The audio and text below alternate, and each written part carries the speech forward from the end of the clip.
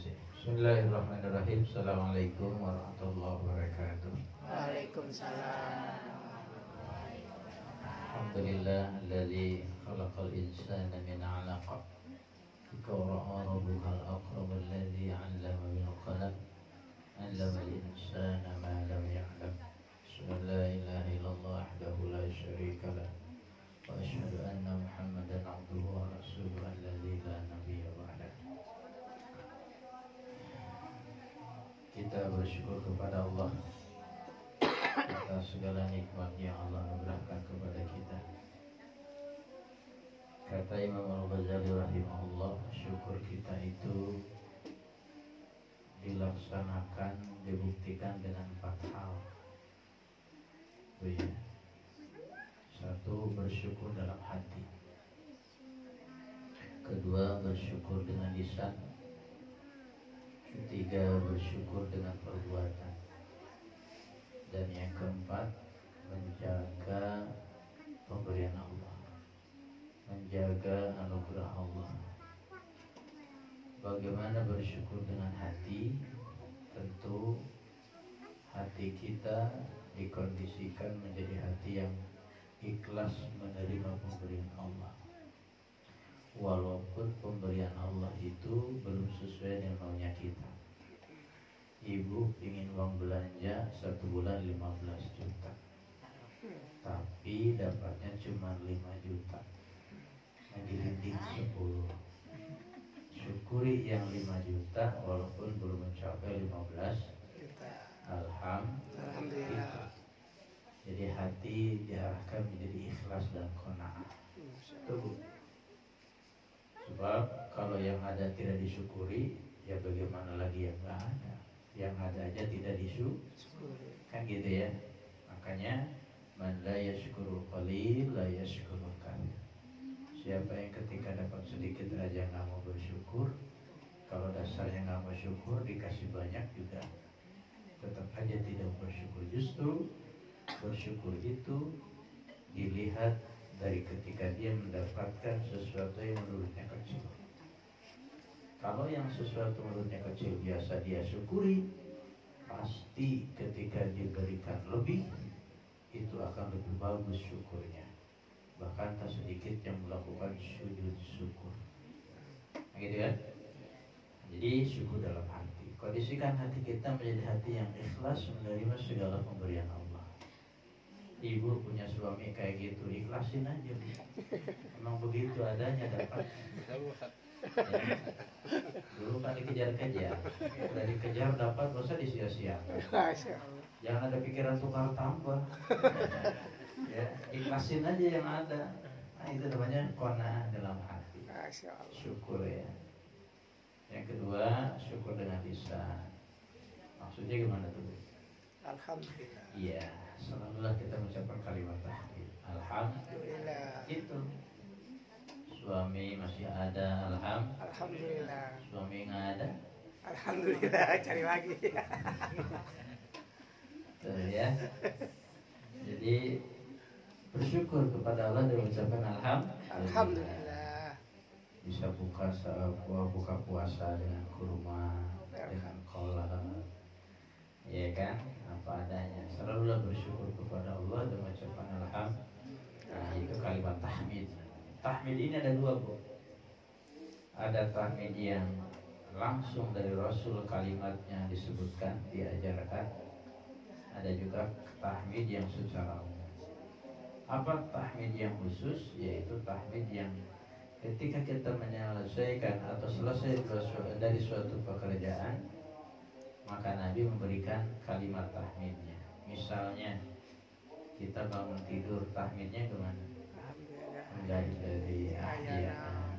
gitu.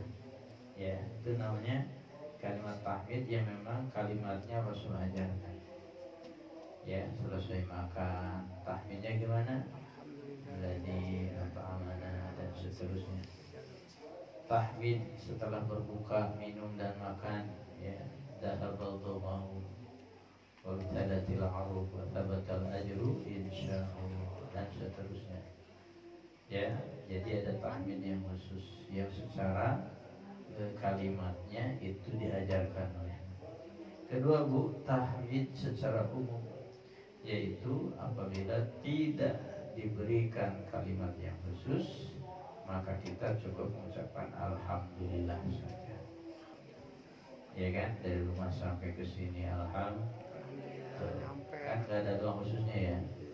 Selesai tadi tarawih 8 rakaat alhamdulillah. Tuh, ada doanya kan? Tapi sudah bisa menyelesai puasa tadi hari keberapa tuh? 11, ada yang ke-12. Jadi alhamdulillah sudah 11 atau 12 hari gitu. Ya selalu mengucapkan alhamdulillah, jangan pernah bosan dan jangan sampai mulut ini ya kering dari kalimat tahmid alhamdulillah. Yang ketiga, bersyukur dengan perbuatan. Apa maksudnya? Apa yang Allah anugerahkan kepada kita, kita gunakan untuk kelancaran ibadah kita kepada Allah. Gitu. Ya, apa yang Allah anugerahkan kepada kita di masa kita hidup ini, itu gunakan untuk kelancaran ibadah kita kepada Allah. Kenapa untuk kelancaran ibadah kita kepada Allah? Karena ingat, kita ini diciptakan oleh Allah untuk beribadah. Ya, supaya ibadah kita lancar, Allah berikan fasilitas. Ya kan? Air hujannya Allah turunkan supaya bisa toharoh, supaya bisa mandi, masak, nyuci, segala macam tumbuh-tumbuhan tumbuh ya dengan hijau karena ada air. Fasilitas dari Allah. Punya rumah untuk supaya muncul sakinah, mawaddah, warahmah, keluarga yang baik ya dan seterusnya. Semua fasilitas yang Allah berikan kepada kita itu semua digunakan untuk kelancaran ibadah kita kepada Allah. Bila segala fasilitas yang Allah berikan kepada kita itu kita gunakan untuk kelancaran ibadah kita kepada Allah, maka berarti dia tidak menyalahgunakannya, alias tepat guna. Kalau tepat guna itu namanya bersyukur.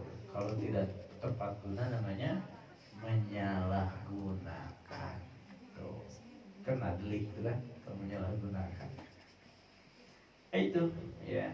Yang terakhir, bersyukur, yaitu dengan cara menjaga, memelihara ya apa yang Allah berikan kepada kita. Itulah bersyukur. Nah, ibu sekalian dan hadirin sekalian, ada jemaah tempat lain bertanya, Ustaz, bagaimana hukumnya ketika bangun sahur, malamnya habis hubungan badan, belum sempat mandi, itu Bu, belum sempat mandi, sementara waktunya mepet tinggal 15 atau 10 menit. Mana yang diambil, yang diselamatkan, mandi junub atau makan sahur? Sahur.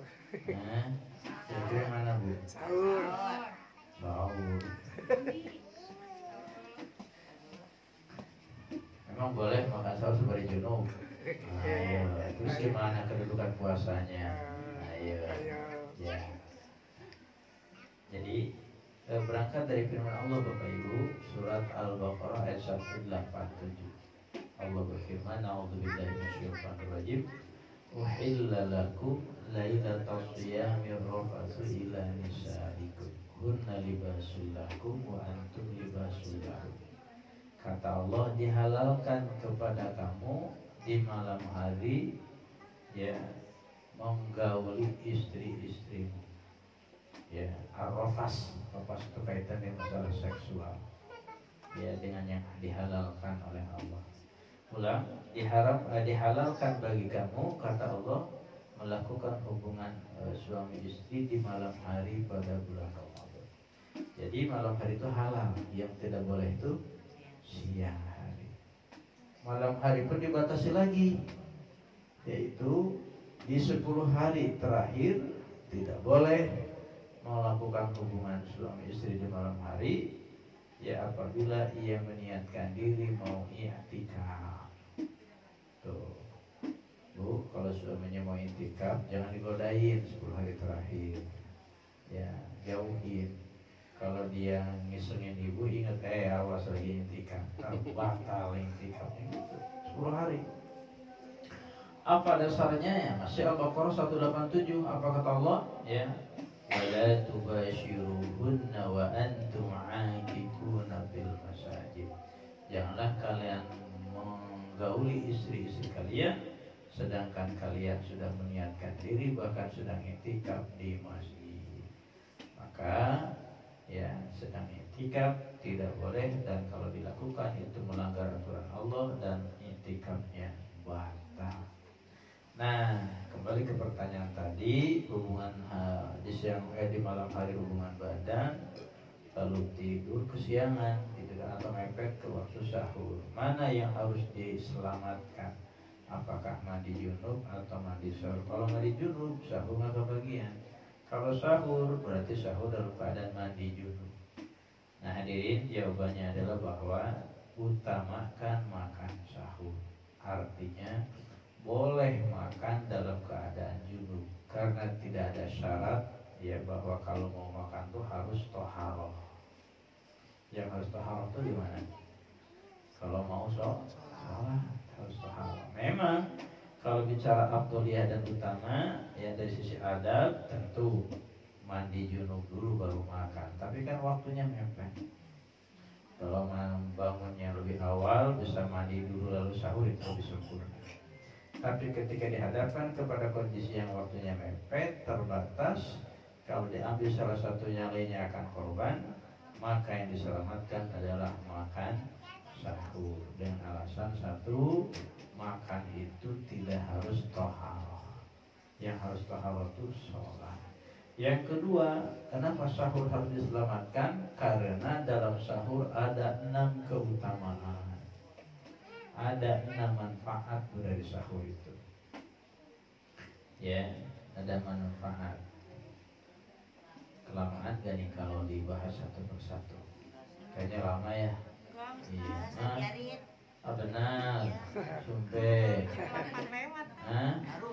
Oke. Ada 6 keutamaan.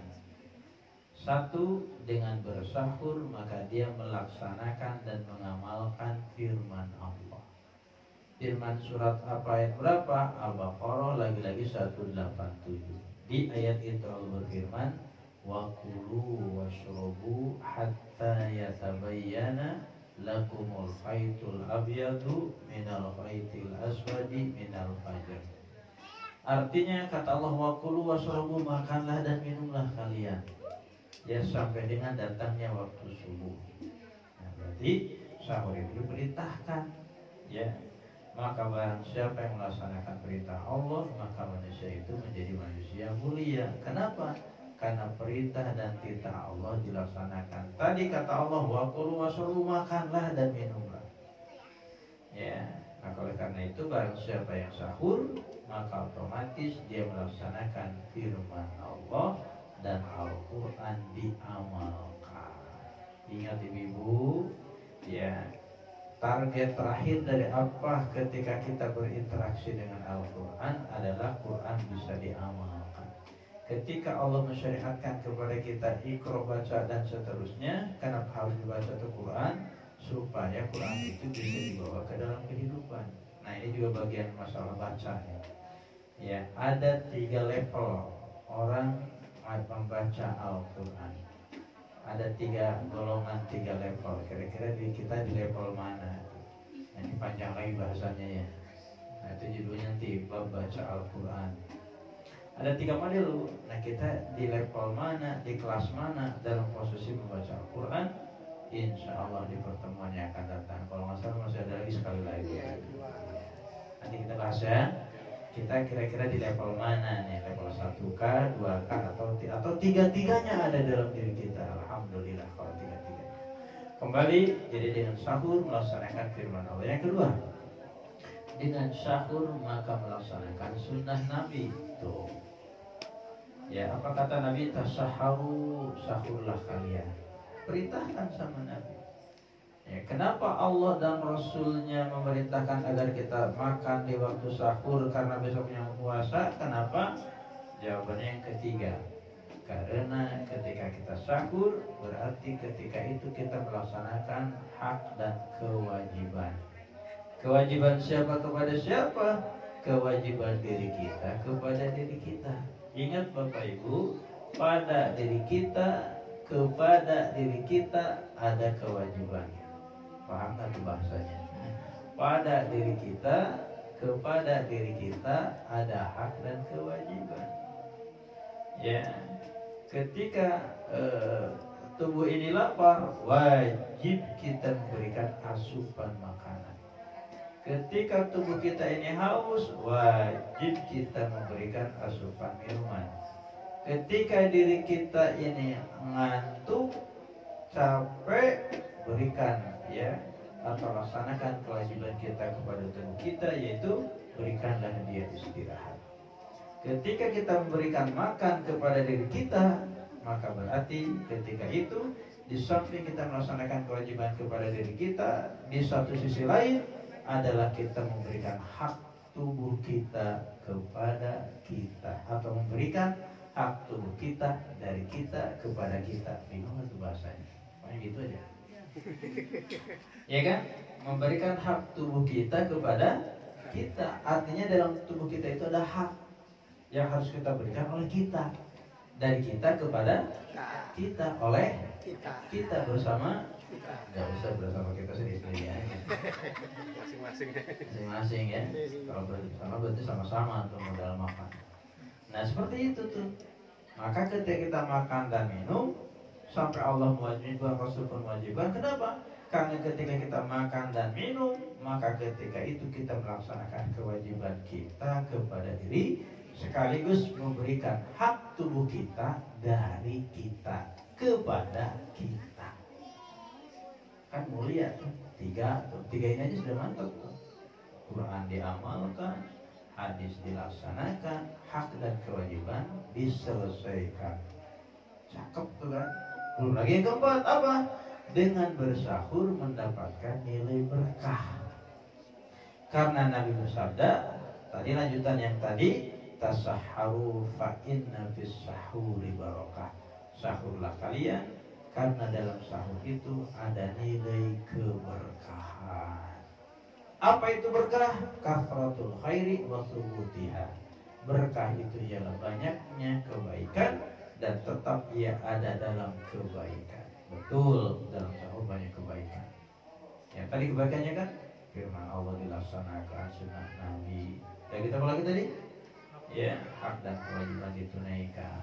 Nah, yang keempat, mendapatkan berkah. Itu kan baik itu. Bicara berkah, hidup kita itu justru yang dicari itu. Hidup itu yang dicari. Ya. Kalau itu didapatkan, maka hidupnya baik. Karena berkah itu baik. Kita cari harta, berkahnya yang dicari itu. Ilmu, berkahnya. Keluarga, berkahnya. Punya tempat tinggal, berkahnya. Keturunan, berkahnya. Makanya kita ini harus banyak saling mendoakan di antara kita, agar kita sama-sama dicurahkan keberkahan. Apa doanya? Barakallahu fiikum. Nah, apa artinya tuh? Barakallahu fiikum, semoga Allah melimpahkan keberkahan kepada kalian. Dibalas lagi, barakallahu fiikum, segala macam. Ketika kita ketemu aja kan, sama muslim dan muslim lain ucapin apa? Assalamualaikum warahmatullahi wabarakatuh. Subhanallah kan. Kalau terus kita ucapkan, ya semakin banyak kita ucapkan, maka masa sih 1-2 nggak dikabulin sama Allah dari sekian banyak, ya kan? Banyak berdoa, terus berdoa, pastinya ada di antara doa yang sering kita lakukan itu yang dikabulkan oleh Allah. Ketika dikabulkan, maka berarti apa yang dia mintakan kepada Allah itu akan dia dapatkan. Maka bicara doa, jangan pernah bosan kita untuk berdoa. Kembali, jadi yang keempat, dengan sahur mendapatkan nilai barokah. Yang kelima, apa dengan sahur? Ya, ibu-ibu sekalian, dengan sahur yang kita lakukan, maka di sana kita sedang berada di waktu yang mustajab. Sahur itu kan waktu, bukan makan sebetulnya. Ya, di kita sudah konotasinya sahur itu makannya. Sahur itu waktu. Waktu di akhir malam paling akhir, itu namanya waktu sahur. Nah, ketika kita mau puasa di akhir malam paling akhir itu, yaitu waktu sahur, gunakan untuk makan dan minum. maka disebutlah makan sahur. Kalau asar ya makan asar, maksudnya makan di waktu. Kalau siang makan, kalau pagi makan. Jawab teman saya, makan pagi, makan tuh nasi, makan pagi. Dia makan siang dulu, makan siang nggak bisa lah. Yang dimakan tuh nasi bukan siang gitu kan. Nah, dia meledek, padahal itu kan gaya bahasa ya. Ya yang disebut sabab, yang disebut musabab, tapi yang disebut sabab agak macam lah itu ada kalimatnya. Jadi kembali ketika kita bangun di waktu sahur, di situ ada waktu untuk mustajab. Makanya ketika kita sahur, bangun sahur, jangan lupa sempatkan berdoa. Itu waktu mustajab.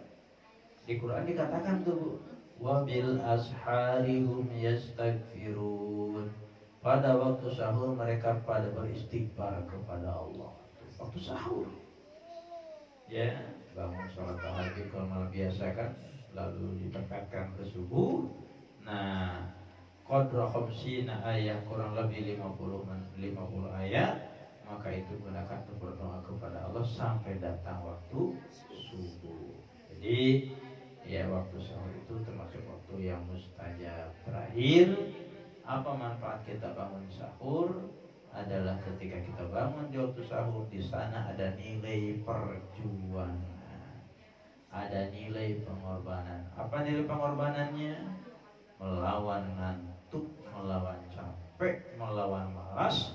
Lalu dia pun melawan itu semua, lalu dia pun bangun dan melaksanakan sahur. Terutama ibu-ibu tuh, bangunnya duluan Bu ya, setengah 4, kadang jam 3, masak dulu, ngetik dulu.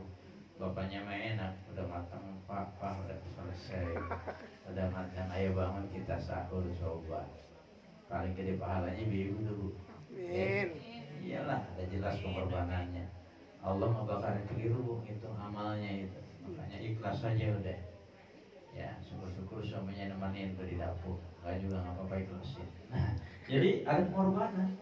Ya, ketika kita malas, ngantuk, capek, dipaksakan bangun. Memang pada akhirnya Pak Bu, kita itu harus memaksakan diri kepada kebaikan. Nih, maunya sekarang kalau menurutnya hawa nafsu, maunya ngapain sekarang? Habis buka tadi tidur kan? Maunya ngapain Bu habis buka? Tidur. Di sini aja kadang ada yang tidur baru melek.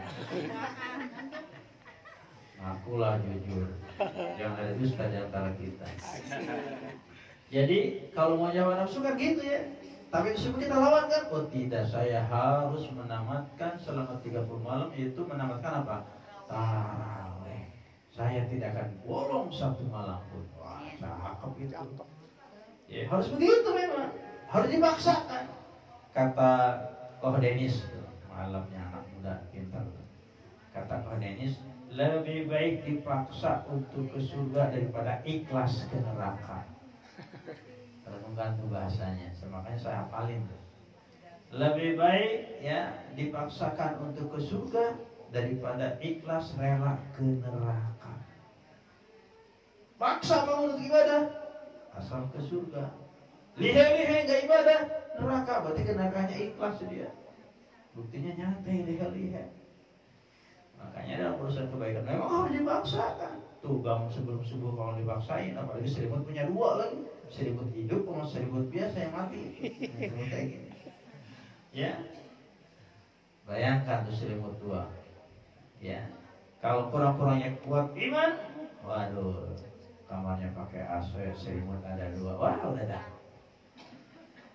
Itu semua dilawan, disingkirkan. Saya harus bangun, harus tahajud. Minimal subuh tidak kesiangan, berjamaah di masjid bagi laki-laki.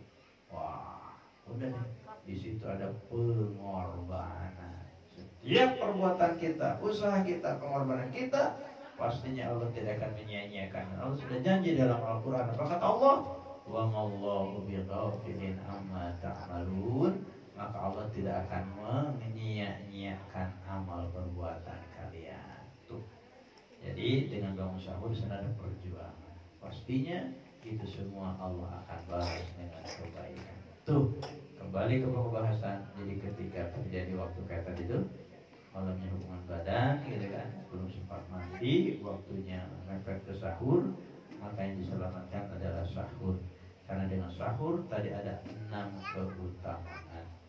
Ya, lagi pula tidak ada syarat kalau makan itu harus toharoh. Maka kesimpulannya boleh ngambil sahur, bahkan itu diutamakan setelah sahur baru mandi junub baru sholat subuh.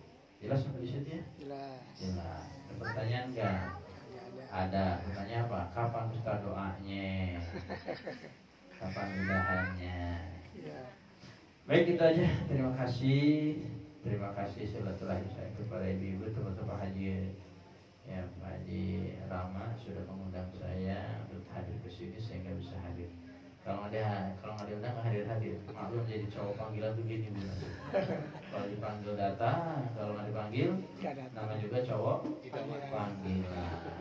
Terima kasih. Assalamualaikum warahmatullahi wabarakatuh. Waalaikumsalam.